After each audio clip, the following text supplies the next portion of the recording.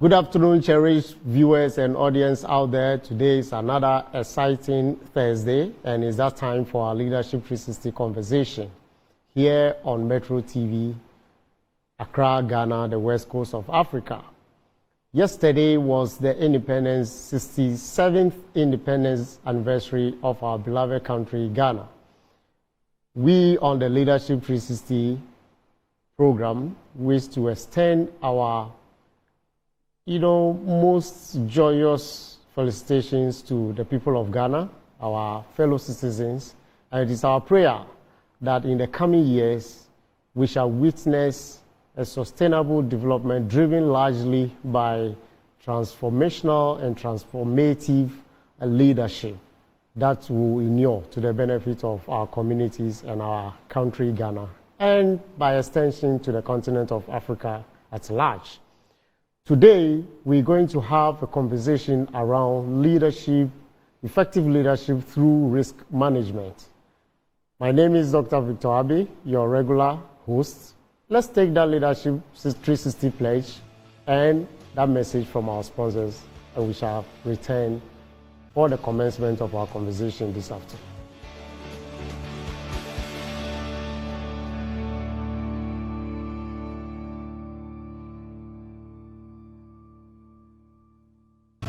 Are you looking for an excellent professional risk management and training solutions provider? Look no further. Your ultimate solution provider is here at V5 Solutions Limited. We support you with our professional skills in building capacity of your teams and managing all your operational risks. Our bespoke solutions include private and corporate security risk management and training, fraud investigation, occupational safety and health management and training, project monitoring, evaluation and research, supply of private security, logistics equipment. Our solutions are professionally delivered with in-depth focus on people, processes and procedures, the environment and ultra-modern technology. Contact us now on 0303 957136 and 053 5176 or send us an email at info@v5solutionslimited.com for a partnership that strengthens your company for an excellent sustainable productivity and profitability. Visit our website at www.v5solutionslimited.com for more details. V5 Solutions Limited, your ultimate professional risk management and training hub.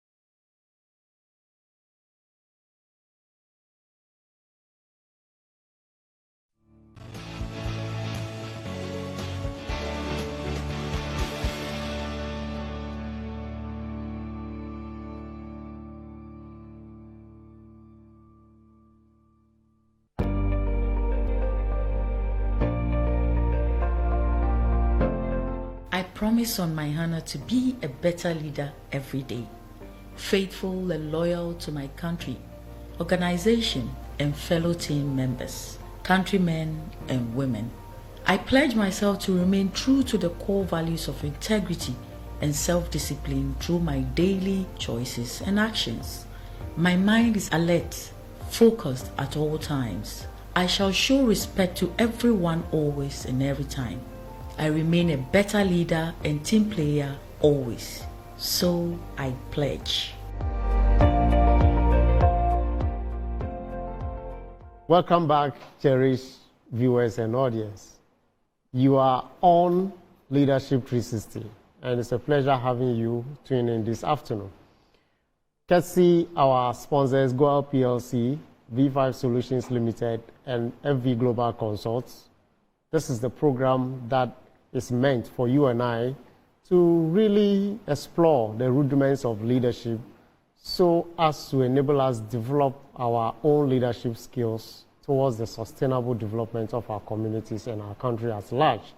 This afternoon, as mentioned, we're going to talk about effective leadership through risk management. Undoubtedly, risk is part and parcel of life. Individual decisions made by organizational leaderships based on the risk that they encounter has an impact on the outcome they usually experience or encounter. So we deem it fit that we examine risk management or leadership as it impacts on the organization via the way risks are managed. At your own individual level, how do you manage risk that you encounter? It has an impact on your own life and the kind of results you get. So this afternoon, we're going to have a guest in-house who will assist us to, dissect all the entire body of risk management within the specified time that we have. We have in studio a very accomplished enterprise risk management professional and a chartered accountant. She is a board member of Standard Chartered Bank, Ghana, and she is also a member of Wise Women Group, or the Wise Intelligentsia Women Group. She is also a graduate and an astute banker, now a consultant. We have in studio our guest who goes by the name NAA ADORKOR CODJOE, but affectionately called Lady NAA. Lady NAA, welcome to Leadership 360. Thank you, Dr. Abbey. We are excited to have you in studio, and especially after our Independence Day celebration yesterday. And interestingly, she's the one going to help us crown Season 2. Today is the 16th episode of Season 2. We're going to crown Season 2 on this note. So we are happy to have you. Pleasure to be here. Now, without much ado, risk management is something we've all heard about and much talked about by individuals, within organizations, even within the political space and the global geopolitical space. Just help us a bit, just to set the ball rolling. When we say risk, what are we talking about? Thank you, Doc, and good afternoon to our cherished viewers. In a nutshell, and without being too academic, I would say that I would like our viewers to picture when they are going for like a treasure hunt. Okay. You would realize that when you are going for a treasure hunt and you don't know the terrain, you would find smart people. If you are, let's say, having two groups, you would find one group who may have thought through going with a map, going with a compass, going with a cutlass, and maybe a bottle of water. Okay. Why? Because they may be thinking of what they may encounter whilst they are in there. Let's bring it back to our personal lives. Okay. There are so many things that confront us, and we always say, oh, had I known. But risk management is helping you to avoid saying, had I known. Okay. So when we talk about risk, basically, you just want to say, I'm confronted by certain unknowns, certain uncertainties. Okay. I'm not 100% sure. So what is it that I need to do to ensure that these uncertainties don't affect my overall objectives when they happen? So in a nutshell, risk is the effect of these uncertainties on our objectives. Wow. So risk generally, just as you said, things that are inevitable, but they are uncertain. We don't know when they will come. So we want to prepare and then take care of them when they do come across us. Okay.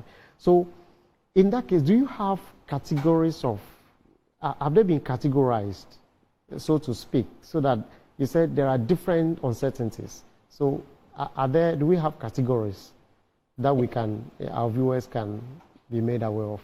Yes. There are different schools of thought, but in a nutshell, you can perceive risk depending on your setting as something that comes out of your internal ecosystem, and then also something that comes out of your external ecosystem. Okay. So for instance, if we take internal, there are things that will be coming from your operations. There are things that would be coming from the systems that you have. But when you take external, what happens in the economy is not determined by you. What happens in the society that you find yourself is not determined by you. The geopolitical things that happens is not determined by you. The legal framework that governs you living is not determined by you. So internally and externally, you can perceive risk. So when you look at it from these two angles, you can now go a step further to say you can have strategic risk, you can have regulatory or compliance risk, you can have risk that are operational, and this is broad. So systems, earthquake, and all the other natural disasters will fall in this category. Wow. So in effect, by the categorization, what another meaning that comes to mind is anything that has the potential to impact your very being negatively or positively can be considered, or negatively more so, is considered risk. Okay. A lot of people look at risk from the downside, which is the negative, because if you are able to manage the negatives, then it gives you some peace of mind. But the spectrum of risk can be either positive or negative. So when it is negative, we say there are hazards or threats. And then when it's positive, we say there are opportunities. So the smart way of looking at risk is to say, what are the things that can happen that can take me away from reaching my objectives? They are the threats or the negatives. And then what are the other things as well that can push me towards the realization of my objectives? And they are your opportunities. Yeah. Okay. So viewers, I am beginning to wrap my mind around the risk itself, the concept of risk. And I love the way you put it, the threats and then the opportunities. Things that will impact on you negatively are the threats, and then the opportunities are the one that you are able to control or manage, and then you have it creates opportunity for growth and all that. Okay. Now, who within the individual space, as individual leader, and within the organization, do we need to be only concerned about risk within our companies or organizations, or we need to also focus on our personal risk as well? The best way is to focus on both sides. Because if you look at an organization, you are not living in a silo. you belong to an industry. There are other players. Okay. You can't elect to be oblivious of what your competitors are doing. Okay. At the same time, the economy that you find yourself is determining the rate you borrow, is determining the rate you exchange. There are political structures, like we are going to have our elections. What will be the outcome? If you buy and source from outside, should something happen to your suppliers, depending on where they are located, like recently we had the floods in the northern part of this country and a whole bridge was washed away, what is the impact on you? So you can't afford to just be inward looking. It's smart and best to look both internal and also what is outside your ecosystem. So, Lady Na, you see, some school of thought has it that risk management has actually transitioned through different phases. Now, we're even talking about the enterprise risk management. Others are including in there sustainable governance, sustainable development, and all those things. Can you help us have an understanding about the space we find ourselves in as of now within the risk management? Thank you very much. Traditionally, risk has been perceived in a very narrow way. Okay. But enterprise risk management is what is looking at the broad spectrum and the comprehensive risk that one is confronted by. Some decades ago, we wouldn't have been talking about climate and sustainability. But now when you look at the extent to which even our weather patterns can't be predicted, it's so crucial that some organizations may be in extension if we don't manage the environment. So that is why now it has become more topical and it has become more imperative that we need to focus on the climate, we need to focus on our society, we also need to focus on the environment and the governance structures. And that is where we normally say the ESGs, the environment, the social, and then the governmental. I know we can delve deeper, but we'll take it step by step. Now, when it comes to the governance structure of companies, who is responsible for risk management? It's a very good question, Doc. I believe that in an organization, you would have categories of responsibility, but it's important to stress that everybody has a role to play when it comes to risk management. The sad mistake that most of the times we make is the fact that we think is the preserve and the responsibility of others. It's a Ghana month, so allow me to make some quotes. They normally say in my language that, and I'll try and do the literal translation, when you receive a slap, you realize that your eyes begin to tear up. You realize that your nostrils begin to run. So the ear cannot choose, or your cheeks cannot select that I can't be bothered about what is happening to my eyes, what is happening to my nose. It takes one slap and you all react. So organizations and even individuals must accept that we all have a role to play to manage the risk. If the security person decides to leave the gate and go chat or buy something far away, you are exposed. Anybody at all can enter. If your front desk person decides that they will not be circumspect with the information that they release, they can even compromise the security of key persons in the organization. So it's important that we see ourselves as integral and crucial to the management of risk. However, the ultimate responsibility lies with the board, because they would have to set the tone, they would have to determine the appetite of the organization, what are the tolerable limits and all of that. But from there, it should cascade to everybody in the organization owning that space. So are you by that saying the board has an overall responsibility when it comes to risk management? Exactly. But do they have to assign specific people within the organization to implement risk management? Exactly. Because usually the board is at that strategic level. Okay. They normally delegate this role to management, the executives. And then the executives would also work with middle managers and then lower level managers. So that's why I said it's a spectrum from top all the way to the very least.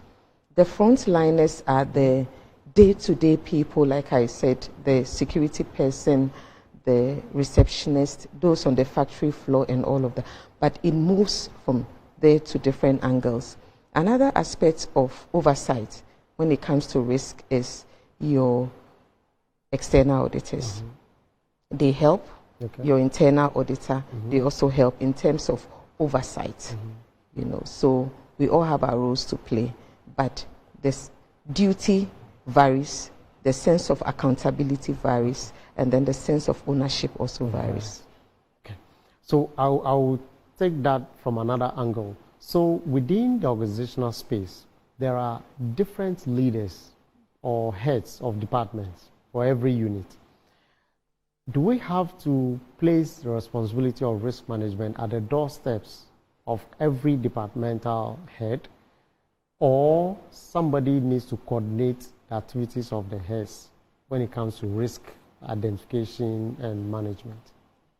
We normally refer to the departmental or unit heads as the risk owners. Okay. Because the risk is sourced. There is a route to the risk being materialized.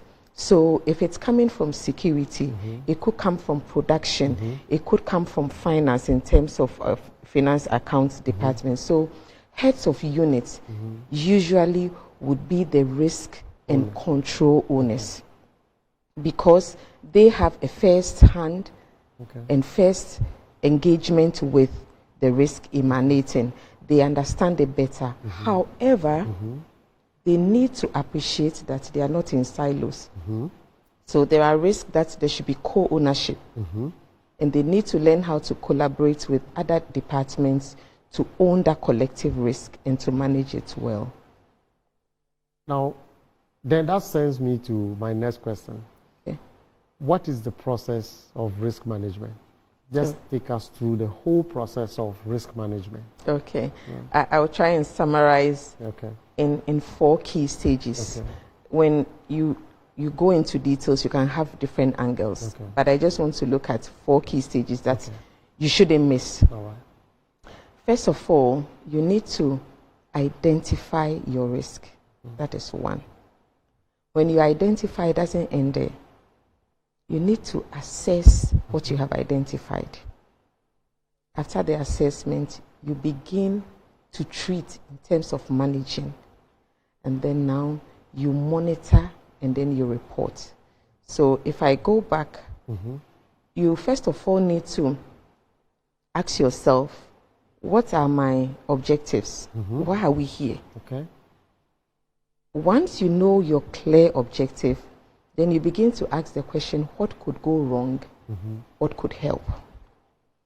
What could go wrong is the beginning process of you identifying your risk.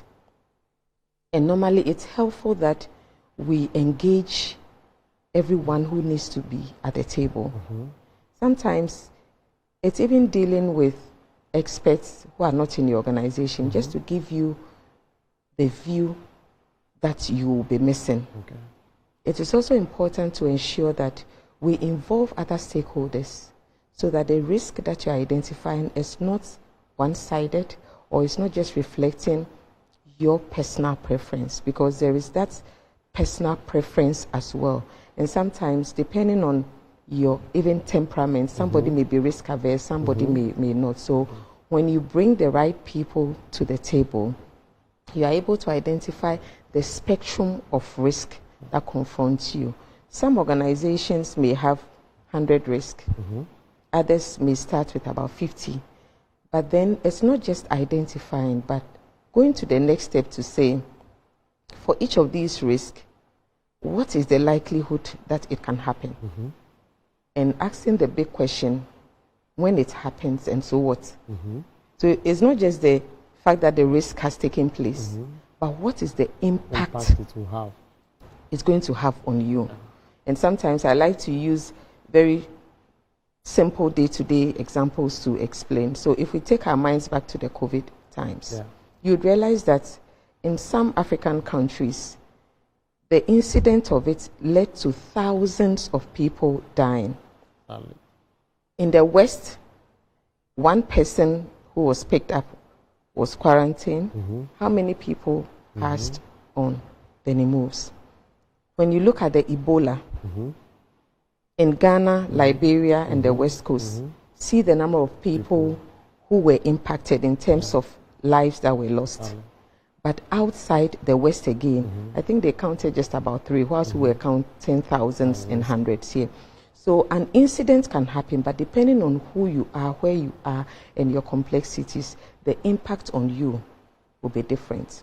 Let me go back to my slapping scenario again. Recently, I saw on social media a game where people compete by slapping. So they slap you, and depending on how strong you are able to withstand. And I realized that there was one time the slap came and the gentleman couldn't. I'm sure he was wondering whether he was still on earth. So depending on who you are and your strength and capacity, what will kill somebody wouldn't kill you. So it's important to really delve deep and ask those basic questions. What can happen? When will it happen? How likely? And should it happen, what's going to be the impact? Sometimes the impact may not be financial immediately. It may just be your reputation that is tarnished. Sometimes it is cost. Sometimes the cost is not just a legal suit, but it could even be that you will be taken out of business. So that is where extinction comes in, because a regulator can decide that I'm taking away your license. Once you don't have the license, you are out of business. So let's assume that you've assessed your risk. You started with a list of 100. Now you have whittled it down. So let's say your top 20. Because managing risk is expensive. So you don't have all the resources to say I'm managing all the risk. So what are your priority risks that will hinge on the attainment of your goals? Once you have these, then you decide on how am I going to manage these risks that are priority to me. Sometimes you would have to decide based on who you are or where you find yourself and your resources. At this point, I want us to zero in on just 1 or 2 examples. Typically, in your practice, definitely you've come across some. So if you can give us some of those examples. So there are risks that you look at it and you decide that I'm going to share or I'm going to transfer. I think that will resonate with a lot of people. So let me take motor insurance. You buy a car, you're a very good defensive driver, but ahead you decide that should something happen to me, I can be defensive, but somebody is not the best, will run into me and something could happen. My mechanic could make a mistake, the whole car will be engulfed in fire. So you decide to take insurance. That is your process of either sharing or transferring. If you take comprehensive, then it's like you've transferred the whole risk to the insurance company. If you take a third party, or depending on how you work the numbers, then you share with the insurance company. But at least you can go to bed knowing that the risk of fire, the risk of losing my car has been sorted out. So here you have transferred. Those who don't have that full appreciation, they haggle about whether I should insure or not. Another thing, you can decide to insure your content and your home. I think 2 days ago, there's a fire incident in NAA and some other markets. What is it that would make you think ahead and insure your home? It's because you are thinking of the risk of theft, the risk of your house being burgled. And that is when you do that. There are instances too that you also decide that, you know what, I don't want to be confronted with this risk. I can't deal with it. I have assessed it, the best is I am avoiding. Okay. And that's when you decide that I'm moving out. That is the process that some organizations go through, and they decide that they will stop and discontinue a whole product line, or they are going to shut down an operations in a particular jurisdiction or location.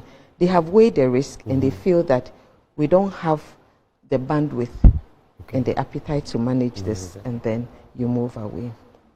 Well, cherished viewers, we are still talking about risk management, how effective leadership through risk management can impact positively on the outcomes that organizations and individuals have. At this point, let's take our first breather, and when we are back, we'll continue the conversation.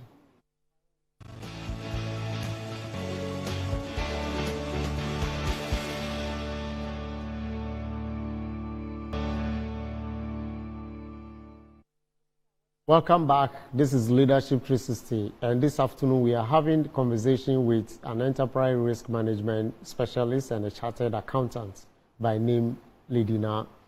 She's helping us to appreciate the true meaning of risk management and how we as leaders and team members or even individuals can take advantage of the opportunity offered by understanding the processes in managing risk to better our lot, so that when events, uncertain events or unexpected events occur, we will be able to stand firm and, you know, develop, sustain our organizations and even sustain ourselves.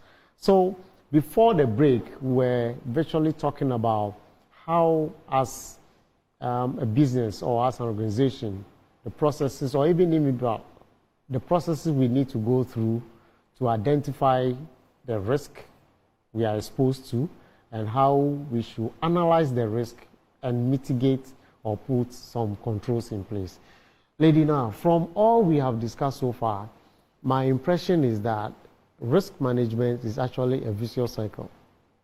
Do I get that impression? Is it correct? It is. You're absolutely right. Okay. Yeah. Because your strategic objectives are life. Your strategic plan, if you are doing it right, is supposed to be a live document. It's unfortunate that some people do, and it's nicely printed and in a bound form, and it's on a shelf. It should actually be a living document that is breathing. You need to revisit it every now and then. And that is why I like the use of the word iterative. So you identify, you assess, you mitigate by selecting what strategies you are going to do, and you monitor. The monitoring helps you to know, are we on track? Are we going as we said? Things are changing. There are emerging risks. What do we do? Let's assess again, what are the new risks coming? So you go through the process and it keeps going. It's not that one off and then you go to bed. Especially this is more critical in the face of our, you know, the rapid changes occurring around us every day on the global stage, the advancement of technology and all that. So you assess your space, you identify certain risks.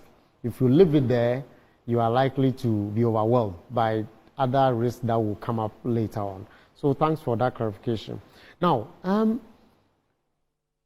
is there a link between risk management and business continuity planning and management? Thank you, Doc. Yes, there is a relationship. Business continuity management is actually one of the ways of managing risk. So if we go mathematical, then we'll say business continuity is a subset of risk management. So you have the risk of disruption. When your business is disrupted, let's use the COVID-19 exactly. When it's disrupted, how are you going to ensure that you remain in business and serve your customers? So the smart ones, there were, I think, about 3 or 4 schools, for instance, in Ghana, who were able to just switch over to online learning. It's because they had already thought that there could be a disruption at some point in time. as to whether it was going to be COVID Or what? or whether no. But at least you assess and you accept that my business can be disrupted by external forces. And when it happens, how are we going to ensure that we will deliver? So that is what makes people to think out of the box. Okay. If you think of business continuity, you are looking at what are, for instance, my key assets, including people, my resources, strategic installations, things that are crucial. And you are trying to ring fence it and to say that should something go wrong, we have a fallback plan. Okay. We are not just going to be out of business. Maybe for a day or two, or for 2 hours, we will be off, but we'll quickly come back. Okay. Those who don't have that mindset of thinking continuity, they are those who will be out. And COVID has taken a lot of people out of business. In fact, they've gone underwater and they are not going to come back. For some people, it was just a minor glitch, as if it's like something just rubbed on the skin and it's gone. So business continuity is actually very critical. It's so critical. If I bring it back into, I like the personal bit as well, because sometimes we think a lot corporate, but it's continuity that makes individuals to take life insurance, educational policy. It's continuity that makes people ensure that they are putting in measures just in case something happens. But for the majority, sometimes we think we have forever and it happens to other people, but it can't happen to us. Yeah. Thank you very much, Lady Na. Before we continue on personal risk management, I want us to focus on personal risk management. Let me open the phone lines so that our viewers and audience can contribute to the discussion. You dial 0531-982298, 0531-982298, and you shall be part of this conversation. We are talking about effective leadership and risk management. In fact, risk is part and parcel of life, and every leader must be conscious of the risk that is associated with himself or his team and the organization as large. Now, let's bring it to personal risk management. You touched a bit on that, but give us more. We want to know more about personal risk management. Okay. And let me issue the caveat that it's not to scare people, but I think it's important that we are all conscious of managing our personal risk. And if we revisit what we said anything that can affect the attainment of your objectives. So, for instance, how do you dispose of waste at home? People profile you, so you actually could be inviting thieves into your home without you realizing that I have done that. People buy very expensive electrical gadgets, and in the morning you find the box of the 51 or 80-inch plasma TV outside their gate. You've bought an iPhone and other things, receipts and all of that. The packaging is just placed in the bin. What did you think about before? You just saw it as trash, and that is how you disposed of it. So let the collectors come for it. But if you thought of your personal safety and how thieves would use that information, you would have a different approach to either shred the box, immerse it in water, just make sure that you have reduced it to a point that it doesn't reflect you, and even to tie it in a bag. There are times that you find people at the car wash comfortably seated, even 100 meters away from their cars, and they have people cleaning their cars with documents in their trunk, receipts, personal ID stuff in the back of, and they can't be bothered. It's just because the risk mindset is not there. What you are doing is that you are profiling, and you allow people to profile you. We get people to come work for us, and I normally call them handy evil. When I ask people, do you get the Ghana card of maybe a nanny or an electrician who comes to work in your home? They are like, why do I need that? It's because you are not thinking what could go wrong. But if you think of what are the other fallouts by allowing somebody into your space, then you be mindful of how you engage that person. People have had their nannies and domestic servants go away with stuff, and they realize that they don't even have a passport picture to even paste or make an announcement. They didn't do the due diligence of even getting a guarantor or going to see where the person lived. People are cooking for you and you don't know their medical history. So we expose ourselves in so many ways.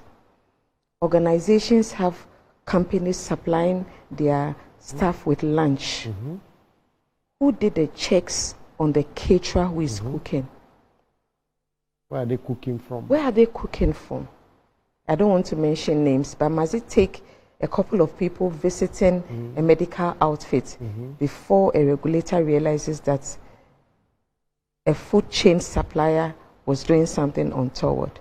So when it comes to personal risk, sometimes even the risk of information, you find people sitting in commercial vehicles and they are talking or even standing in their compound. They don't care who is passing and they are on phone. And permit me to be a bit local. Then they go, oh, so and so number, 02, and they mention the number. Or Ajua, or Ache. She says she's going to is this. Accra. No, she'll be back by 2 o'clock. Oh, by 7, we are not in. Everybody would have left home. And you can't be bothered who is hearing and what they can do with the information. You know, even our kids, they go to school, they go to church, they go to the mosque, they go to playground, and you have even attendants asking them, oh, where does daddy work? Where do you stay? Oh, where does mommy work? And which school do you attend? You know, they are profiling you. So it's so important that we are mindful of how we endanger ourselves by the information we put out there. So it is not how much insurance you've given yourself, it's not how much you have secured yourself in terms of the space you find, but other behavioral, things or activities can expose you to so much risk and all that. Personal risk management is a whole lot. I know. It veers into security, safety, and all that. So that's quite educative for my cherished viewers and myself. So when it comes to risk management, cherished viewers, what we need to appreciate is that it is not only it is not limited to the workspace alone. Neither is it limited to the residential space or schools, or the entire environment requires risk management. And so as individuals, we need to be conscious of that. The discussion is still ongoing.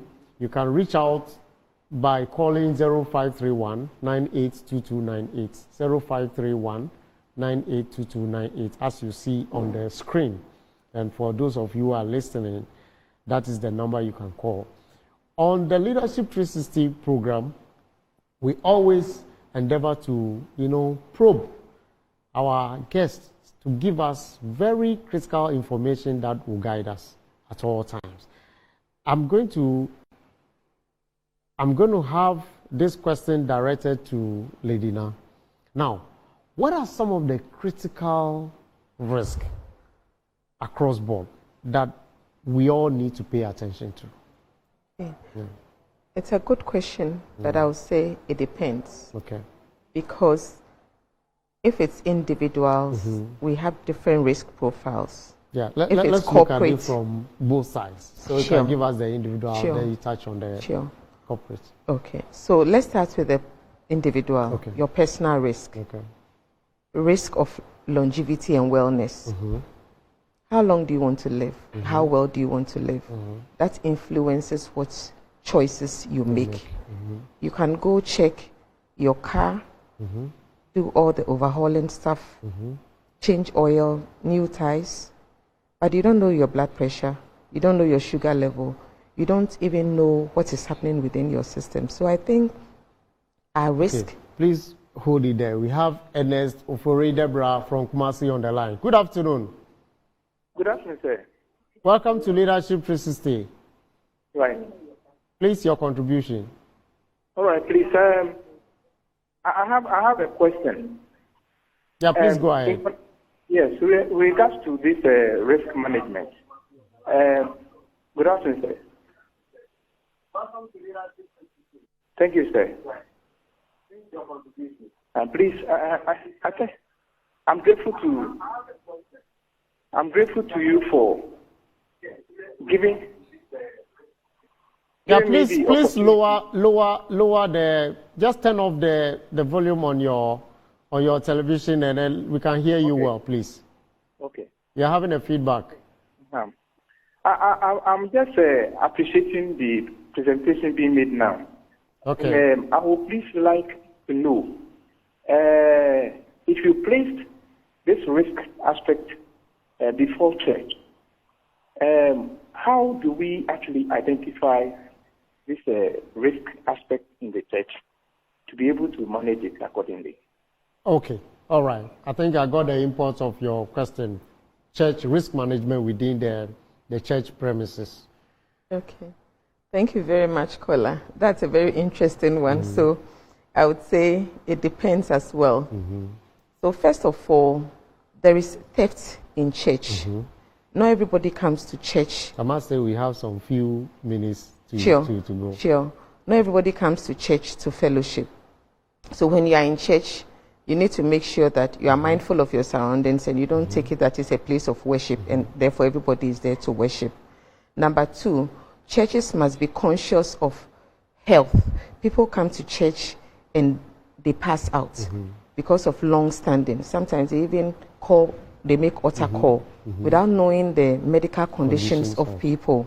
When the crowd is large, some people don't even know the exit procedures of the organization or of the church. So as a church, you need to just make sure that some of these safety rules are in place.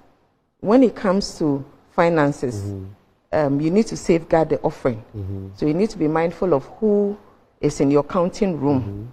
There could be instances where checks are being paid in terms of tithes, but it's being paid into a different account because people were writing an abbreviation because the church's name can be abbreviated as XYZ.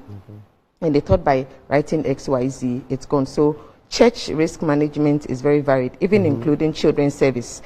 How safeguarded are the children that people bring to you? And Ledina, the whole topic about church risk management, I think it can take a whole episode for us to decide. Now, cherished viewers, you know, as the discussions go on, time is always of essence. We are going to take a look at our honor code, which we recommend for all of us as leaders. Let's just appreciate the fact that, look, your leadership is for people. You are acting on behalf of your team. So let's take a look at our honor code, the Leadership 360 honor code.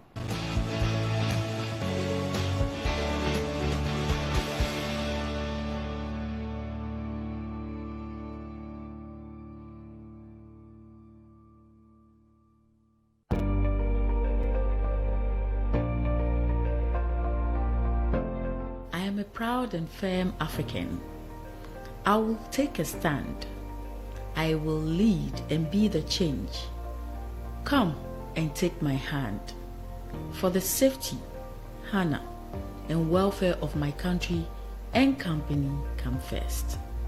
Always and every time. The honor, welfare, and comfort of the people I lead come next. My own ease, comfort, and safety come last, always and every time.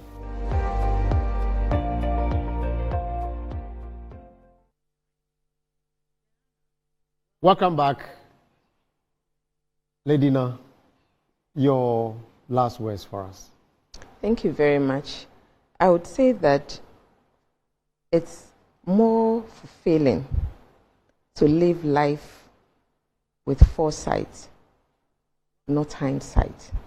So I would encourage our viewers and listeners to be more intentional about being mindful of the risk that confronts them, and that way living will be more effective. Thank you. Thank you to living life with foresight, but not with hindsight. So on this note, it's been a very insightful discussion. This marks the end of season 2. We hope to be back in April to bring you more exciting episodes of Leadership 360. Thanks for being with us throughout the season, and I wish all of you a beautiful Thursday and the weekend ahead. See you when we come back.